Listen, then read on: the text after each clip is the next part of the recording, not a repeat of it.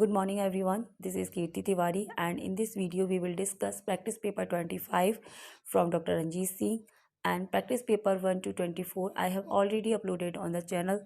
So guys, if you are preparing for UPTCT TPCT and visiting first time on my channel, so please subscribe it so that you may get all the videos of this series.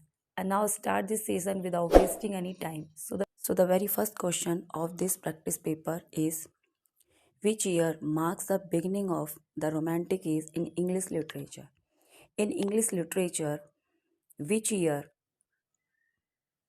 marks the beginning of the Romantic age? यानी किस particular year से romantic as की शुरुआत होती है इन English literature? 1798 से इसकी शुरुआत मानी जाती है. आपका जो डी आंसर है वो करेक्ट हो जाएगा, क्योंकि 1798 में ही लिरिकल बैलाड पब्लिश हुई थी विलियम वर्ड्सवर्थ की, और इसको रोमांटिक एज का मैनिफेस्टो माना जाता है. इसीलिए इस पार्टिकुलर डेट को इस रोमांटिक एज का बिगनिंग ईयर माना जाता है. नेक्स्ट देखिए question number 2. In which year lyrical ballad was published? ठीक है, तो कौन सी ईयर में लिरिकल बैलाड पब्लिश हुई? जैसे कि मैंने बताया 1798 में ये पब्लिश हुई थी, और इसके पब्लिकेशन के साथ ही रोमांटिक एज की शुरुआत हो गई थी इन इंग्लिश लिटरेचर. नेक्स्ट देखिए question number 3. Who compose lyrical ballads? Lyrical ballad को कंपोज किसने किया था? विलियम वर्ड्सवर्थ, कॉलरिज, या फिर बोथ, ए और बी, या फिर दोनों ने. ठीक है, तो दोनों ने ही ये दोनों का एक जॉइंट वेंचर रहा है. आपका सी करेक्ट हो जाएगा, both A and B.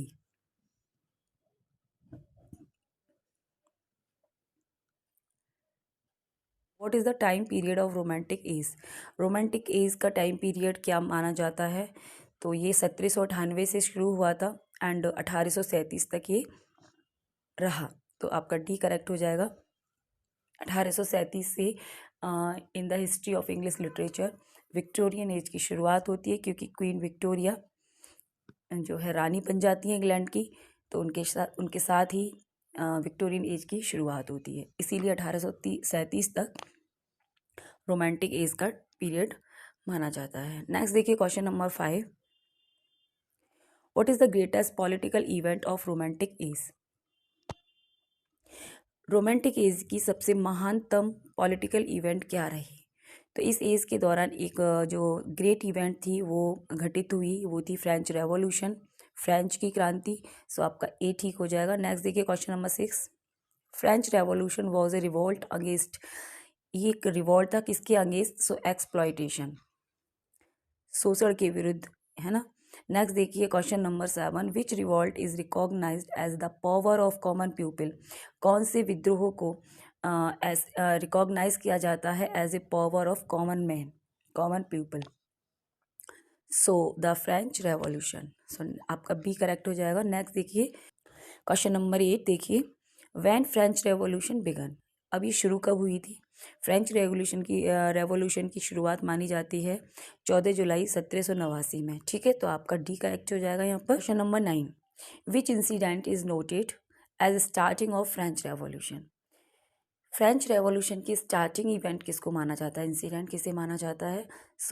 The right option will be A, attack on the Bastille prison. ठीक है, ये आपका करेक्ट हो जाएगा. नेक्स्ट देखिए question number 10. French revolution ended with the massacre of, यानी कि जो फ्रेंच रेवोल्यूशन था उसकी जो समाप्ति हुई कैसे हुई, किसकी मैसेकर के बाद हुई? All the member of royal family, all the जो मेंबर थे रॉयल फैमिली के, उनके मैसेकर के बाद इसकी जो समाप्ति हुई थी फ्रेंच रेवोल्यूशन की. नेक्स्ट देखिए question number 11. An dash occurs when there is an intentional error in the chronology or timeline of a text. यानी कि आपसे यहाँ ये पूछा जा रहा है कि अगर क्रोनोलॉजी में, यानी कि टाइम लाइन हो या आपकी क्रोनोलॉजी है, क्रोनोलॉजी हमारी टाइम से रिलेटेड होती है, उसमें अगर कोई एरर होती है, यानी कि समय दोष या काल दोष, उसको आप हिंदी में बोल सकते हैं, उसे क्या कहा जाता है? तो वो उसको कहते हैं हम एनाक्रोनिज्म. एक लिटरेरी टर्म से संबंधित क्वेश्चन है.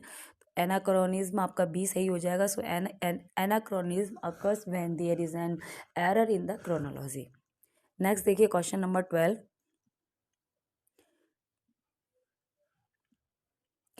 यहाँ भी पहले आपको लाइन जो है कंप्लीट करनी है. इज व्हेन ए वर्ड और phrase is repeated at the beginning of multiple sentence throughout a piece of writing. यानी कि कोई टेक्स्ट है या कोई मतलब कोई वर्क है किसी मतलब पीस, कोई राइटिंग पीस है और उसका जो बिगिनिंग है वो बार बार एक ही फ्रेज से शुरू होती है, उसको क्या बोलते हैं? तो उसे आप एनाफोरा बोल सकते हैं. सी आपका सही हो जाएगा.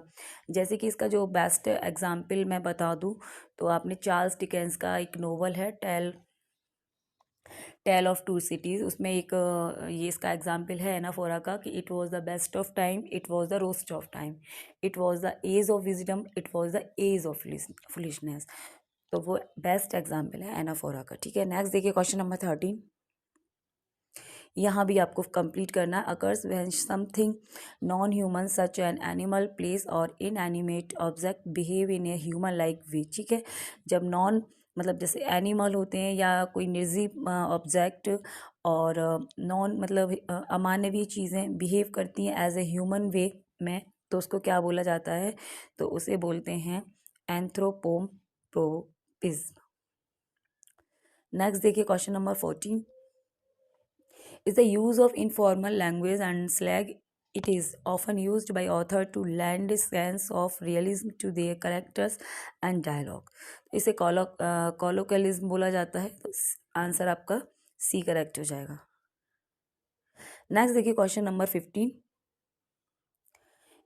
N dash is when an author insert. जब कोई ऑथर इंसर्ट करता है फेमस कोटेशन, पोएम, सॉन्ग और अदर शॉर्ट पैसेज और text at the beginning of a larger text और अ बुक चैप्टर ईटीसी.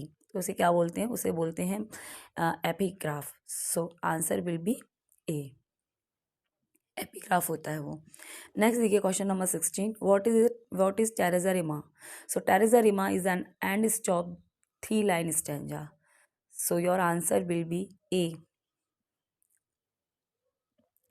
ए आपका करेक्ट हो जाएगा. नेक्स्ट देखिए question number 17. The first English poet to write the terza rima in terza rima was who used it for his complaint to his lady. यानी कि जो English literature जो first poet हैं जो टेरेसा रिमा को यूज़ किया जिन्होंने अपने वर्क में कंप्लेंट टू हिज लेडी, वो कौन है? सो जॉफ्री चॉजर.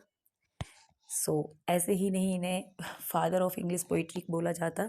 इन्होंने हर चीज़ की शुरुआत की है. जैसे चाहे हीरोइक कपलेट हो, उसकी शुरुआत भी इंग्लिश लिटरेचर में इन्होंने की.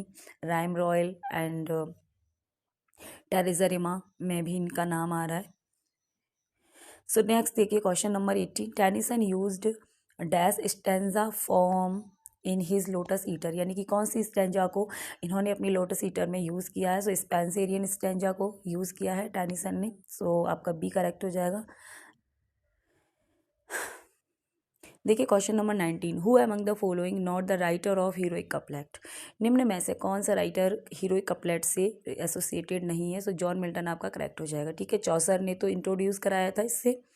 ड्राइडन और पॉप इन्होंने तो मतलब न्यू क्लासिकल एज में भाई हीरोइक कपलेट को ही यूज़ किया है अपनी पोइट्री में.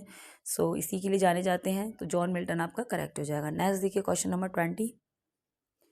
Blank verse is a poetic form written. जो ब्लैंक वर्स होती है पोइटिक फॉर्म वो लिखी जाती है in iambic pentameter lines unrhymed. यानी आइम्बिक पेंटामीटर लाइन्स में लिखी जाती है जो अनराइम्ड होती हैं. नेक्स्ट देखिए क्वेश्चन नंबर कुछ एमसीक्यूज़ हैं यहाँ 21 से 45 फ्रॉम शेक्सपियरियन ट्रेजेडी मैकबेथ से कुछ क्वेश्चंस यहाँ पर दिए गए हैं. So let's see the questions. Question number देखिए 21. How many man reign as king of Scotland throughout the play. यानी कि पूरे प्ले के दौरान कितने राजा इसमें बनते हैं? ठीक है, जैसे कि मतलब 1 2 3 कितने राजा मतलब एक मतलब स्कॉटलैंड के राजा बनते हैं इस प्ले में? सो 3 टाइम्स. क्योंकि पहले राजा डंकन होते हैं. डंकन के मर्डर के बाद मैकबेथ बन जाता है और मैकबेथ के मर्डर के बाद जो डंकन का बेटा था वो बड़ा बेटा राजा बनता है स्कॉटलैंड का. तो 3 आपका करेक्ट हो जाएगा. ठीक है, नेक्स्ट देखिए क्वेश्चन नंबर 22. हुम does lady Macbeth frame for the murder of Duncan. यानी कि जो डंकन का मर्डर हुआ था उसका जो आरोप है, दोषारोपण, मर्डर का आरोप किस पर लेडी मैकबेथ लगा देती है? सो डंकन चैम्बरलेन, यानी कि जो दरबार मतलब जो गेट कीपर होते हैं उनके ऊपर वो लगा देती है इसका आरोप। सो नेक्स्ट देखिए क्वेश्चन नंबर 23 में हु किल्स बैंको, बैंको को कौन मारता है? So a group of murders hired by Macbeth, Macbeth के द्वारा मतलब हायर किया हुआ एक ग्रुप मार देता है बैंको को। क्वेश्चन नंबर देखिए 24, विच of the following best describe lady Macbeth death, निम्न में से कौन सा स्टेटमेंट लेडी मैकबेथ की डेथ को डिस्क्राइब करता है? So C dies of stage, ठीक है, जो उसकी डेथ होती है वो ऑफ स्टेज पर होती है, यानी कि उसकी डेथ को स्टेज के ऊपर नहीं दिखाया जाता। So A will be correct option. Next देखिए question number 25, who discover Duncan's body, Duncan's की बॉडी को कौन डिस्कवर करता है? सो मैकडफ, मैकडफ एक whom does Macbeth see sitting in his chair during the banquet, यानी बैंकेट के दौरान मैकबेथ किसे चेयर पर बैठा हुआ देखता है? सो बैंकोज घोस्ट को वो देखता है और डर जाता है। बी आपका सही हो जाएगा। नेक्स्ट देखिए क्वेश्चन नंबर 27 में क्वेश्चन में देखिए what vision does Macbeth have before he kills Duncan, यानी डंकन को मारने से पहले मैकबेथ क्या विजन देखता है, यानी सपने में क्या देखता है वो? सो वो देखता है एक फ्लोटिंग डैगर, यानी कि एक खंजर को वो देखता है, तैरता हुआ खंजर उसे दिखाई देता है। So D will be correct option. He sees a floating dagger pointing him to Duncan's chamber, जो डंकन के चैम्बर से उसे आता हुआ दिखाई देता है। नेक्स्ट देखिए question number 28, with whom are the Scotch at war at the beginning of the play, यानी कि स्कॉट में जो वार दिखाई दिया बिगनिंग शुरुआत में प्ले की, वो किससे हो रहा था? युद्ध नॉर्वे से हो रहा था। तो ये आपका सही हो जाएगा। नेक्स्ट देखिए question number 29, which nation army invades Scotland at the end of the play, यानी कि प्ले के एंड में कौन सी जो आर्मी है वो स्कॉटलैंड पे इन्वेट करती है प्ले के लास्ट में? इंग्लैंड की आर्मी। सी करेक्ट हो जाएगा। नेक्स्ट देखिए question number 30, who is the goddess of which craft in the play, play में विच क्राफ्ट की जो गॉडेस है वो कौन है? सो ही कैट है वो, है ना, आपका बी करेक्ट हो जाएगा। नेक्स्ट देखिए question number 31, who kills Donald ban, Donald ban को कौन मारता है? सो नो वन आपका करेक्ट आंसर हो जाएगा, क्योंकि डोनाल्ड बैन की डेथ हुई ही नहीं प्ले के अंदर। नेक्स्ट देखिए question number 32, what happens to lady Macbeth before she dies, lady Macbeth को मरने से पहले क्या हुआ था? So she is plagued by fits of sleeping walking, उसे मतलब इतना ज़्यादा वो गिल्ट से भर गई थी डंकन के मरने के बाद। पहले तो वो ओवर एम्बिशियस दिखाई गई है प्ले में, लेकिन जब डंकन की डेथ हो जाती है ना, तो उसकी गिल्ट मतलब उसकी डेथ के गिल्ट से वो इतनी ज़्यादा मतलब पागल हो जाती है, वो बहुत ज़्यादा स्लीप वॉक करने लग जाती है और अपने हाथों को धोती रहती है बार बार, है ना, पागल हो गई थी वो। ये आपका यहाँ करेक्ट होगा। नेक्स्ट देखिए क्वेश्चन नंबर देखिए 33, who kills Lord Siward son, Lord Siward के सन को कौन मारता है? सो मैकबेथ मारता है। नेक्स्ट देखिए क्वेश्चन नंबर 34, तो मैकबेथ इसमें एक सीरियल किलर बन गया है, मारता ही रहा है सबको। Where are Scottish king crown, यानी कि जो स्कॉटिश किंग हैं उन्हें क्राउन कहाँ पहनाया जाता है? सो इस्कॉन में। तो बी आपका करेक्ट हो जाएगा। एक्चुअली इस्कॉन ये एक हिल्स का नाम है जहाँ पर स्कॉटिश किंग की इनाग्रेशन सेरेमनी वहीं होती है, यानी कि जो क्राउन होता है राज्याभिषेक होता है स्कॉटिश राजा का, वो ये इसी हिल के ऊपर होता है। तो बी आपका करेक्ट हो जाएगा। नेक्स्ट देखिए question number 35, why is Macduff able to kill Macbeth despite the witches prophecy, यानी मैकडफ उसको मारने कैसे मार देता है जबकि विचेस ने प्रोफेसी की थी? Because he was born by caesarean section, क्योंकि उसका जो जन्म हुआ था वो सिजेरियन सेक्शन से हुआ था, नॉर्मल नहीं था। तो यही उन्होंने भविष्यवाणी की थी कि जो सिजेरियन होगा वो आप तुझे मार पाएगा। नेक्स्ट देखिए question number 36, where is Duncan killed, Duncan की जो डेथ थी वो कहाँ हुई थी? So in his bed chamber at Macbeth castle, ठीक है, मैकबेथ के कासल में उनके रूम में उनकी डेथ हो जाती है। तो आपका बी करेक्ट हो जाएगा। नेक्स्ट देखिए, who flees Scotland to join Malcolm in England, Scotland से कौन भाग जाता है मालकॉम के पास इंग्लैंड, उसे वहां जाके ज्वाइन करता है मैकडफ। नेक्स्ट देखिए question number 38, what was the weather like the night Duncan was murder, जिस रात डंकन का मर्डर हुआ उस रात वहाँ का वेदर कैसा था? So it was very stormy and violent. So A आपका करेक्ट हो जाएगा यहाँ पर। नेक्स्ट देखिए question number 39। Who kills lady Macbeth, lady Macbeth की हत्या कौन करता है? सो लेडी मैकबेथ वो सुसाइड कर ली थी, actually she commit suicide. So D will be right option. Next देखिए question number 40। Who flees Scotland immediately after Duncan's death, यानी डंकन की डेथ के तुरंत बाद स्कॉटलैंड से कौन भाग जाता है? सो मालकॉम एंड डोनाल्ड बेन, उसके दोनों बेटे डर जाते हैं ना एक्चुअली उसकी डेथ से, सो दोनों वो भाग जाते हैं वहाँ से। नेक्स्ट देखिए क्वेश्चन नंबर 41 देखिए। Who jokes that he work at hell gate, so ये कौन जोक करता है? So the porter. ये एक मैकबेथ का फेमस सीन है, द पोर्टर सीन के नाम से जाना जाता है। तब जब वो ये बोलता है कि मुझे ऐसा लग रहा है कि मैं हेल गेट पर खड़ा हुआ हूँ, नर्क के द्वार पर खड़ा हूँ। नेक्स्ट देखिए question number 42। What the title is Macbeth given after his victory described in act 1, यानी क्या टाइटल उसे दिया जाता है उसकी जीत के बाद? सो थाने ऑफ काउडर उसे बोला जाता है, एंड इससे पहले वो थाने ऑफ ग्लैमिस था। सो आपका A will be correct option. Next देखिए question number 43। Who tells Macduff that his family has been killed, कौन मैकडफ को इन्फॉर्म करता है कि उसकी जो फैमिली है वो मतलब उसकी डेथ हो गई है? सो रोस बताता है उसको जाकर, एक नोबल मैन है इन प्ले मैकबेथ में। नेक्स्ट देखिए question number 44। How does Birnam wood came to Dunsinane, Birnam wood कैसे आता है डंसिनेन में? So Malcolm army hide behind cut off tree branches. ठीक है, एक्चुअली जो ये क्वेश्चन है ये आपसे जो पूछा जा रहा है, ये एक विच ने प्रोफेसी की थी कि मैकबेथ को कहा था कि जब तक तुम्हारी डेथ नहीं होगी, जब तक ये बर्निम वुड मतलब डंसिनेन में ना आ जाए। तो बर्निम वुड मतलब कैसे डंसिनेन में आ सकता है? वो तो जंगल है ना, जंगल के तो पैर नहीं होते ना कि वो चल के आ जाएगा।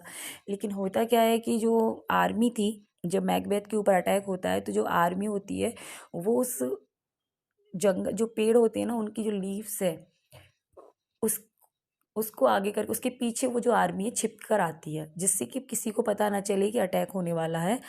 तो वो इसी को इंडिकेट करता है कि बर्निंग वुड आ रहा है। नेक्स्ट देखिए question number 45। Which of the following films is an adaption of the play Macbeth by Shakespeare, यानी शेक्सपियर के प्ले पर मैकबेथ पर एक कौन सी पिक्चर बनी है? सो मकबूल इंडिया में 2004 में बनी थी। ये आपका करेक्ट हो जाएगा। नेक्स्ट देखिए question number 46। Cordelia came to help her father because, Cordelia अपने फादर की हेल्प करने आती है। क्यों? क्योंकि out of her genuine love for him, क्योंकि वो उससे जेन्यून लव करती थी, इसीलिए सी आपका करेक्ट हो जाएगा। नेक्स्ट देखिए question number 47। Who among the following was born first of all, इनमें से कौन सबसे पहले पैदा हुए थे? तो आपको पता है सबसे बड़े विलियम शेक्सपियर ही हैं इनमें से, तो सबसे पहले वही पैदा हुए हैं, उसके बाद जॉन मिल्टन, उसके बाद गाल्सवर्दी, नहीं गाल्सवर्दी से पहले वर्ड्सवर्थ। तो आपका A will be correct option, William Shakespeare सबसे पहले बॉर्न हुए। नेक्स्ट देखिए question number 48। Who revised King Lear for happy ending so that Cordelia could marry Edgar at the ending? TGT 13 में ये क्वेश्चन आया हुआ है, यानी किंग लियर को किसने पुनः रिवाइज किया, हैप्पी एंडिंग दी उसको, और जिसमें कि उन्होंने कॉर्डेलिया की शादी दिखाई है एडगर के साथ। सो नोहम टैट ने इसे एक हैप्पी एंडिंग दी है, ये आपका करेक्ट हो जाएगा। नेक्स्ट देखिए question number 49। Who wrote lies that first smell for rose than wheats, किसने लिखी हैं लाइन्स? TGT में आई हैं 13 में, शेक्सपियर के द्वारा लिखी गई हैं। डी करेक्ट हो जाएगा। नेक्स्ट देखिए क्वेश्चन नंबर 50।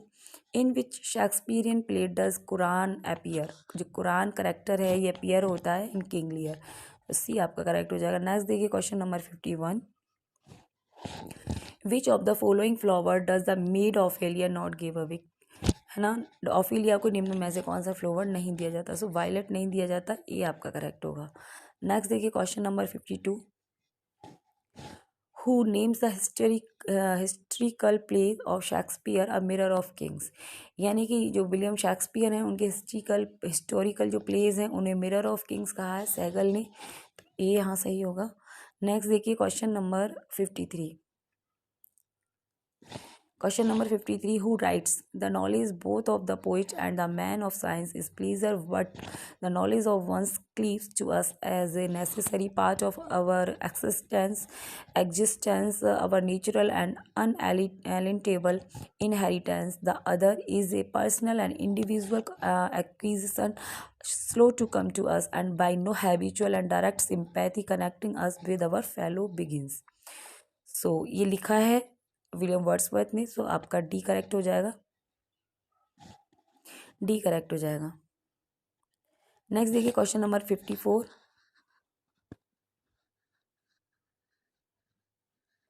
नेक्स्ट देखिए question number 54। Who ओपाइंड that poetry can not be produced by strictly following the rules laid down by the classicist, it must flow out naturally and spontaneously from the soul of the poet. So William Wordsworth write this. Next देखिए question number 55। According to Wordsworth theory of poetry, how many stages are there in the process of poetic composition? यानी poetic composition की process में कितनी stage यहाँ पर होती हैं? सो उन्होंने 4 स्टेज बताई हैं। वर्ड्सवर्थ ने कितनी कम स्टेज बताई हैं इसकी poetic composition की? 4। सो डी आपका करेक्ट हो जाएगा। और वो स्टेजेस देखिए कौन कौन सी हैं। देखिए question number 56। Which of the following are the stages of poetic creation as per the theory of Wordsworth? देखिए स्टेज 1 में बताया उन्होंने ऑब्जर्वेशन, यानी किसी चीज़ को यानी नेचर को ऑब्जर्व करना, फिर रिकलेक्शन, फिर उसको पुनः रिकलेक्ट करना, फिर उसको देखना, फिल्टर करना, यानी क्या अच्छा है क्या लिखने लायक है, एंड स्टेज 4 में फिर उन्होंने लिखना बताया, कंपोज करना बताया। So all of the above हो जाएगा आपका option E will be correct. Next देखिए question number 57। Who believe that a poetry of revolt against the moral ideas is a poetry of revolt against life? ठीक है, जो poetry विद्रोह करती है, मॉरल आइडियाज़ के खिलाफ होती है, वो पोइट्री किसके खिलाफ होती है? जीवन के खिलाफ होती है ना। जो पोइट्री मतलब आदर्श विचारों के खिलाफ होगी वो डेफिनेटली अपने मतलब लाइफ के अगेंस्ट होगी। अ poetry of indifference toward moral ideas, and जो मॉरल आइडियाज़ के प्रति उदासीन होगी poetry is a poetry of indifference toward life, यानी कि वो पोइट्री जीवन के प्रति भी डेफिनेटली क्या होगी? उदासीन होगी। ये वर्ड्सवर्थ ने कहा है। सो विलियम वर्ड्सवर्थ हो जाएगा आपका डी ऑप्शन यहाँ पर। देखिए क्वेश्चन नंबर देखिए 58।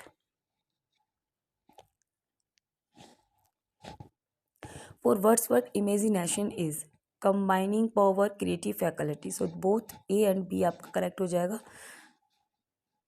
नेक्स्ट देखिए question number 59। The following lines are taken from who overcomes by force hath overcome but half his love. So the right option will be Paradise Lost. D correct हो जाएगा। Next देखिए question number 63। The following lines are taken from grace was in all her step, heaven in her eye, in every gesture dignity and love. So the right option will be D, Paradise Lost, book 8th। Next देखिए question number 61। The following lines are taken from nor love thy life nor hate, but what thou livest, the live well, how long or short permit to have it. So the right option will be D, Paradise Lost, book 12. Next देखिए question number 62. Who appreciated Paradise Lost as a poem which, considered with respect to design, may claim to the first place, and with respect to performance the second among the production of the human mind? So doctor Samuel Johnson ने appreciate किया है paradise lost को।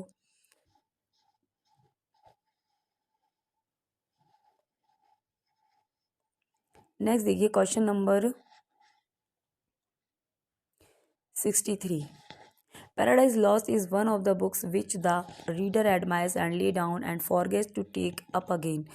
None ever wished it longer than it is. Its perusal is a duty rather than a pleasure. We read Milton for instruction, retire harassed and overburdened, and look elsewhere for recreation. We desert our master and seek for companions. Whose command are these? किसके commands हैं ये? So Samuel Johnson. So the right option will be A, Samuel Johnson. Next देखिए question number 64। In which comic book series the character Lucifer comment, better to reign in hell than serve in heaven, as we did not say it, Milton said it and he was blind. So the Sandman's Seasons of Mist by Neil Gaiman. ठीक है, तो ये आपका correct हो जाएगा। Next देखिए question number 65। John Milton is a character in a film released in 1997 about a hot lawyer who gets more than he bargained for when he learns his new boss is Lucifer himself. The film is directed by Taylor Hackford. It is based on a novel by Andrew Neiderman. The film is, ठीक है, एक film बनी 1997 में जिसमें जो character हैं वो John Milton है, जिसको डायरेक्ट किया टेलर हैकफोर्ड ने, और जो कि एक नोवेल पर बेस्ड है एंड्रयू नेडरमैन के। इस फिल्म का नाम है द डेविल्स एडवोकेट। तो A will be right option. Next देखिए question number 66। In the case of dash, it often happens that an incoherent ejaculation or clumsy gesture is more eloquent than a fine speech because it hints at the unplumbed depth of agony suffered by the dumb animal of human race. So Galsworthy, आपका A सही हो जाएगा। Next देखिए question number 67। Galsworthy characters are dire in action, never far-fetched or self-stultifying. They are always drawn from the average man and woman in our immediate surrounding who remarked it. So Leon Salit ने remark किया है, ये आपका correct हो जाएगा। Next देखिए question number 68। Galsworthy first published work in 1897 is a collection of short stories. It was, यानी कि गाल्सवर्दी का जो फर्स्ट पब्लिश्ड वर्क था वो 1897 में आया, और एक शॉर्ट स्टोरी कलेक्शन था जिसका नाम क्या था, द फोर विंड्स, जो कि 1897 में आया था। नेक्स्ट देखिए question number 69। Question number 69, a foot of 3 syllables, एक फुट जिसमें 3 सिलेबल्स होते हैं, इन विच 1 long syllable stress is followed by 2 short syllable unstress, यानी कि लॉन्ग स्ट्रेस सिलेबल फॉलोड किया जाता है अनस्ट्रेस सिलेबल से, उसको बोलते हैं डैक्टाइल। सी आपका करेक्ट हो जाएगा। नेक्स्ट देखिए question number 70, a metrical foot of 2 unstress syllable, यानी कि एक मेट्रिकल फुट जिसमें 2 अनस्ट्रेस सिलेबल होते हैं, केवल 2 सिलेबल होते हैं जो कि अनस्ट्रेस होते हैं, तो उसको पायरिक बोलते हैं। ये आपका करेक्ट हो जाएगा। नेक्स्ट देखिए question number 71, a foot of 3 syllable in the order unstress, stress and unstress, यानी कि 3 सिलेबल का फुट जिसमें 3 सिलेबल होंगे, पहला अनस्ट्रेस होगा, दूसरा स्ट्रेस होगा, एंड मतलब तीसरा अनस्ट्रेस होगा, ठीक है, तो इसको एम्फी ब्रेक बोलते हैं, तो बी आपका सही हो जाएगा। नेक्स्ट देखिए question number 72, a foot of 3 syllable that come in under order unstress, unstress, stress, इसको क्या बोलेंगे, इसको एनापिस्ट बोलते हैं, तो डी आपका करेक्ट हो जाएगा। 2 अनस्ट्रेस लेबल होंगे एंड लास्ट में स्ट्रेस होगा। नेक्स्ट देखिए question number 73, a मैट्रिकल foot of 2 stress label, यानी कि 2 स्ट्रेस लेवल का जो मैट्रिकल फुट होता है उसको एस्पॉन्डी बोलते हैं। डी आपका करेक्ट हो जाएगा, यानी कि 2 सिलेबल हैं और दोनों पर स्ट्रेस है, ठीक है, दोनों पर ही स्ट्रेस है। इसका बेस्ट एग्जाम्पल मैं आपको दे देती हूँ, ब्रीक ब्रीक ब्रीक, ब्रीक और ब्रीक, ये इसमें क्या है, स्पॉन्डी मीटर है। नेक्स्ट देखिए question number 74, a मैट्रिकल foot of 2 syllable that follow the order stress unstress, तो इसको क्या बोलेंगे, ट्रॉकी, जिसमें क्या है, पहला स्ट्रेस है और फिर अनस्ट्रेस है, ट्रॉकी होता है ये। नेक्स्ट देखिए question number 75, a group of 2 syllable that follow the order unstress and stress, है ना, इसका ग्रुप 2 सिलेबल का ग्रुप जो फॉलो करता है कैसे पैटर्न को, जिसमें पहला जो सिलेबल होता है वो होता है अनस्ट्रेस और दूसरा होता है स्ट्रेस, तो इसको बोलते हैं आइम, यानी कि जो आइम्बिक पेंटामीटर हम पढ़ते हैं ना, आइम का मतलब होता है जोड़ा, इसमें 2 सिलेबल होते हैं। नेक्स्ट देखिए question number 76, line of unrhymed iambic pentameter are commonly known as, यानी unrhymed lines in iambic pentameter बोली जाती हैं, कॉमनली जानी जाती हैं ब्लैंक वर्ड्स के नाम से, यानी कि जिनमें राइम नहीं होती है लेकिन केवल मीटर होता है। नेक्स्ट देखिए question number 77, a rhymed pair of lines of iambic pentameter make a heroic couplet. ठीक है, राइम्ड पेयर, पेयर तो दो दो लाइन से बनता है ना, एक और दो, तो दो लाइन का जो मतलब जो पेयर होगा वो आयम्बिक पेंटामीटर में होगा, वो हीरोइक कपलेट जाना जाएगा, क्योंकि हीरोइक कपलेट हमेशा आयम्बिक पेंटामीटर में होता है। नेक्स्ट देखिए question number 78, who among the following famous for her frequent use of ballad meter, यानी कि कौन निम्न में से बेलार्ड मीटर के लिए जाना जाता है। सो एमिली डिकन्सन को, ये बहुत फेमस है, बहुत यूज़ करती हैं इस मीटर को वो। सो आपका ए करेक्ट हो जाएगा। नेक्स्ट देखिए question number 79, the combination of multiple element is called, है ना, combination of multiple element is called pastiche. So आपका ए करेक्ट हो जाएगा।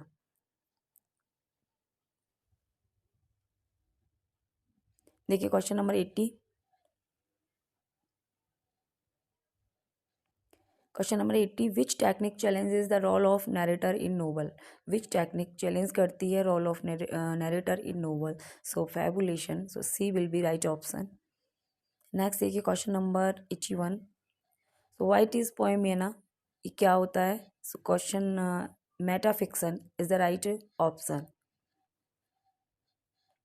नेक्स्ट देखिए question number 82, magic realism is the meaning of fantastic. So B will be correct option, fantastic.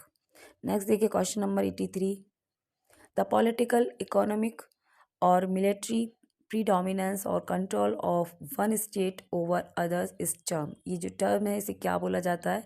सो सिंक्रीटिज्म बोला जाता है इसे। सो डी आपका करेक्ट हो जाएगा। नेक्स्ट देखिए question number 84,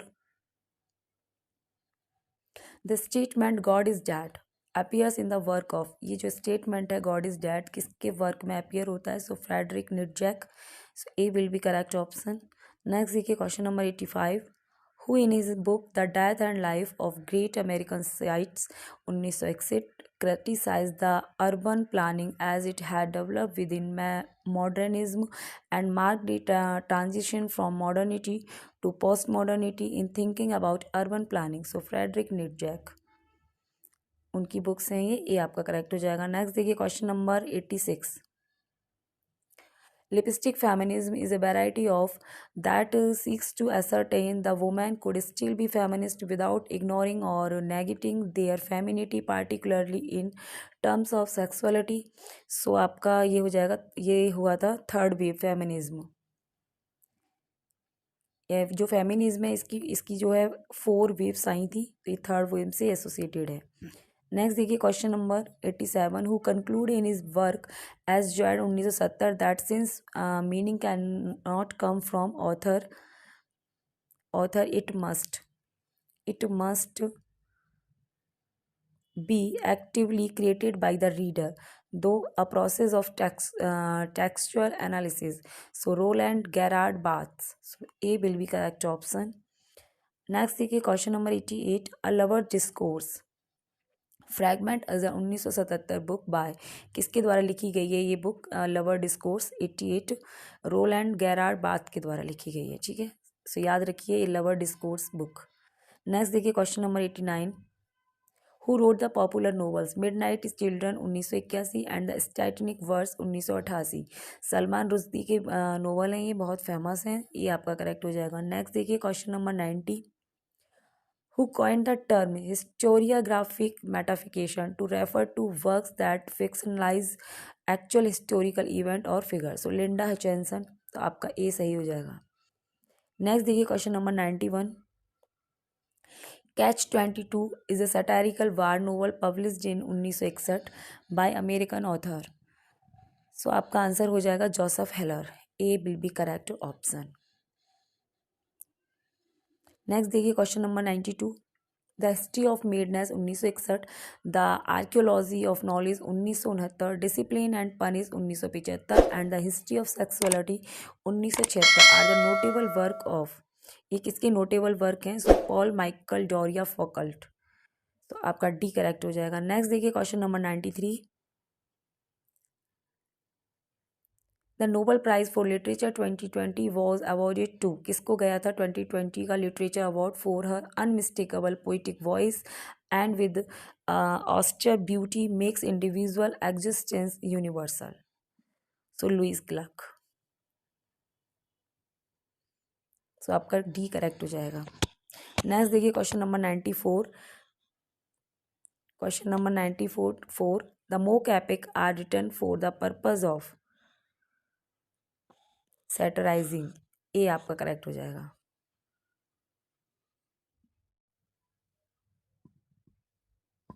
question number 95 the battle of the books is one of the finest and the greatest of the battle of the books finest और greatest mock epic में से एक है। So the right answer will be C. Next देखिए question number 96 Tennyson's the idylls of the king is the fusion of. Tennyson का जो idols of king है वो फ्यूजन है किसका, क्लासिकल एंड रोमांटिक एपिक का, यानी कि ये मिक्सचर है, इसमें दोनों के एलिमेंट्स पाए जाते हैं, क्लासिकल एपिक के भी एंड रोमांटिक एपिक के भी। So the right answer will be A. A आपका यहाँ करेक्ट हो जाएगा। नेक्स्ट देखिए क्वेश्चन नंबर 97। आपको इस लाइन को कंप्लीट करना है। Has been called the epic of the 20th century, यानी 20th सेंचुरी का जो एपिक है वो किसे माना गया है। सो द वेस्ट लैंड आपका यहाँ करेक्ट ऑप्शन हो जाएगा डी, है ना। ये टी एस एलियट का वर्क है, एक्चुअली एक लॉन्ग नैरेटिव पोएम है जिसे 20th सेंचुरी का एपिक माना जाता है। So the right answer will be D, the waste land has been called the epic of the 20th century.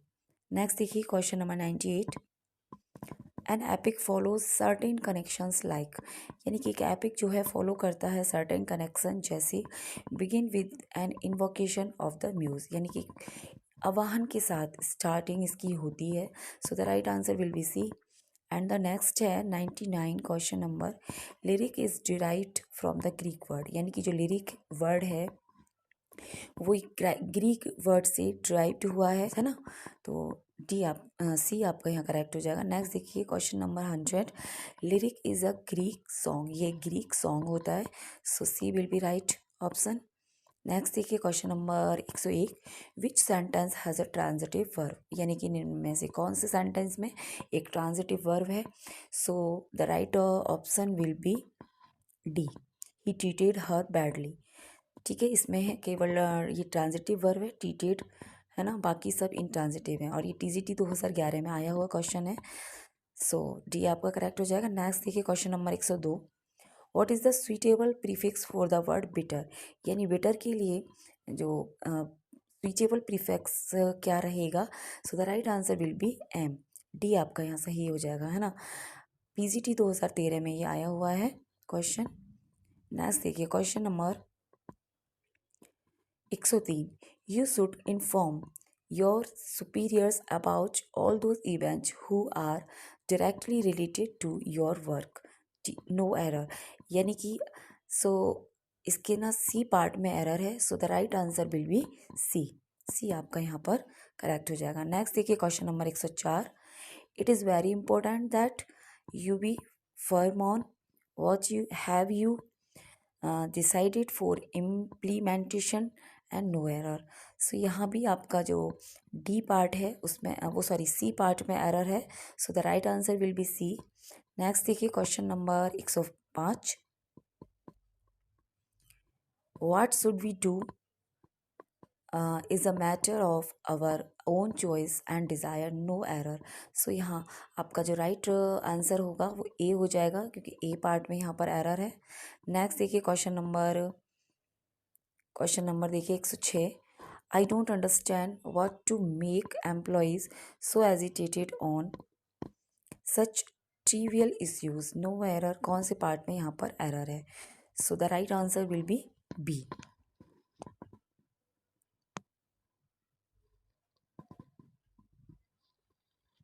Next देखिए क्वेश्चन 107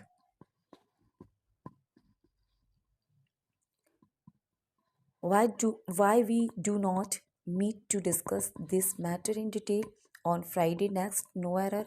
सो आपको बताना है इसके कौन से पार्ट में एरर है। So the right answer will be A आपका हो जाएगा, क्योंकि ए पार्ट में ही यहाँ एरर है। नेक्स्ट देखिए question number 108 choose the misspelled word, TGT 2004 में आया हुआ है। मिस स्पेल्ड वर्ड आपको यहाँ पर सेलेक्ट करना है। देखिए जो मिस स्पेल्ड वर्ड है आपका, वो आपका डी हो जाएगा, इनस्टेबिलिटी। नेक्स्ट देखिए question number 109, choose the misspelled word. यहाँ भी आपको मिस स्पेल्ड वर्ड चूज करना है। सो misspelled word is 12th, so the right answer will be A. Next देखिए question number 110, choose the correct spelled word. यहाँ भी आपको यहाँ करेक्ट स्पेल्ड वर्ड आपको चूज करना है। जीआईसी लेक्चरर 2016 में ये पूछा गया है। सो द करेक्ट ऑप्शन आपका हो जाएगा ए, एंट्रीप्रीनर।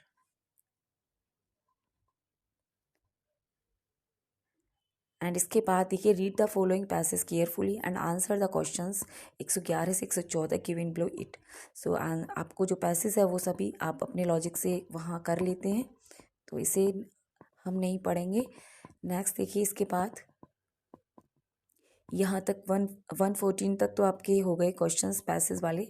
एंड नेक्स्ट देखिए क्वेश्चन नंबर 115 से 118। यहाँ पर आपको क्या करना है, पंचुएट द फॉलोइंग सेंटेंस। देखिए question number 115, don't do as I do as I say. ठीक है, वो मत करो जो मैं करता हूँ, वो करो जो मैं कहता हूँ। सो आपका यहाँ पर जो सही हो जाएगा वो ए वाला सही हो जाएगा। देखिए आपको पंचुएट को देख लेना है, यहाँ पर किस तरीके से ये पंचुएशन यहाँ पर मार्क्स लगा है। Don't do as I do के बाद सेमी कॉलन है, डू एज आई सी के बाद फुल स्टॉप है, एंड दोनों तरफ से ये कॉमे में क्लोज कर दिया गया है। नेक्स्ट देखिए क्वेश्चन नंबर 116,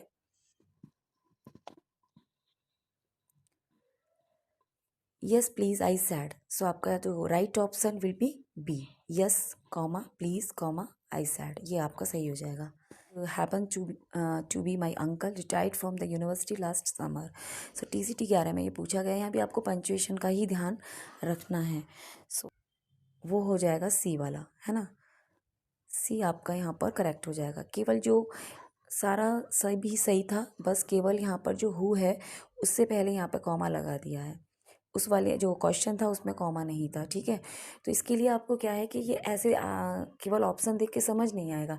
इसके लिए आपको ग्रामर की जो भी आपके पास बुक होगी उसको आपको पंचुएशन जो उसमें दे रखा होगा चैप्टर पंचुएशन वाला, या कोई भी आपके पास बुक हो ग्रामर की, उससे आप एक बार इसको कर लीजिए कि जैसे कंपाउंड सेंटेंस में कॉमा आता है, एडवर्ब के पहले आता है या नहीं आता है, और सेमी कॉलम कहाँ आता है, फुल स्टॉप कब आएगा, और जो है इन्वर्टेड कॉमा हमें कब लगाना है। ये कुछ जो हमारे कॉमाज होते हैं ना उस चैप्टर में आपके ये क्लियर हो जाएंगे, उसके बाद ही आप इनको कर पाएंगे। ये ऐसे होते नहीं हैं सही हमारे, है ना, बस थोड़ा बहुत आइडियाज़ लग जाता है जैसे कुछ को देख के। नेक्स्ट देखिए क्वेश्चन नंबर 118 देखिए, है ना। Mary has offer to coach the team this year however. अब देखिए जैसे हाउ एवर के बाद कॉमा आता है, the competition for the job is intense. ठीक है, तो आपका जो राइट ऑप्शन है वो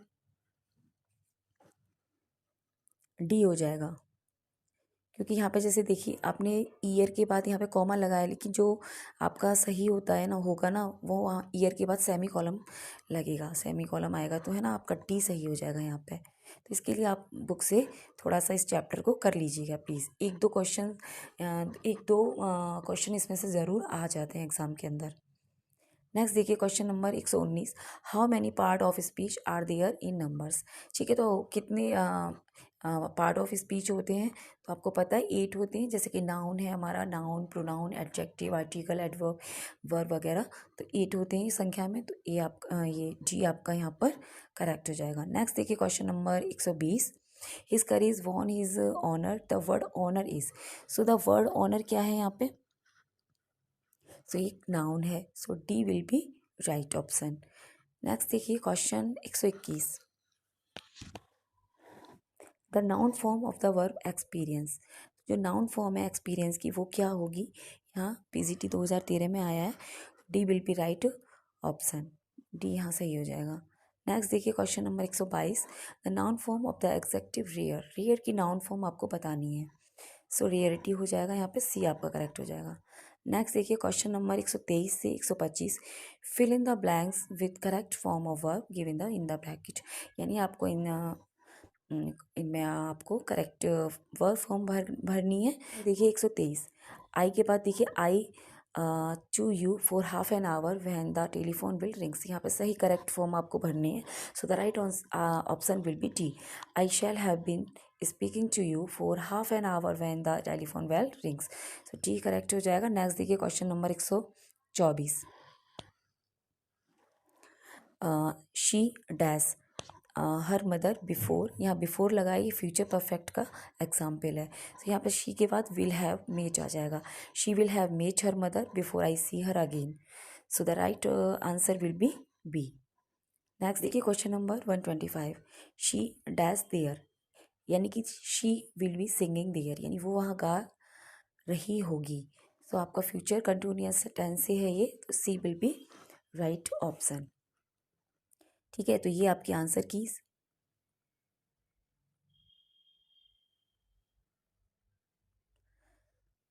सो गाइज ये थे हमारे 125 क्वेश्चन, और इसी के साथ हमारा प्रैक्टिस पेपर 25 कंप्लीट हो गया। आई होप आपको वीडियो ज़रूर पसंद आया होगा, और अगर आपको मेरा वीडियो अच्छा लगा है तो प्लीज़ चैनल को सब्सक्राइब कर दीजिए। Thanks for watching this video. Thank you so much.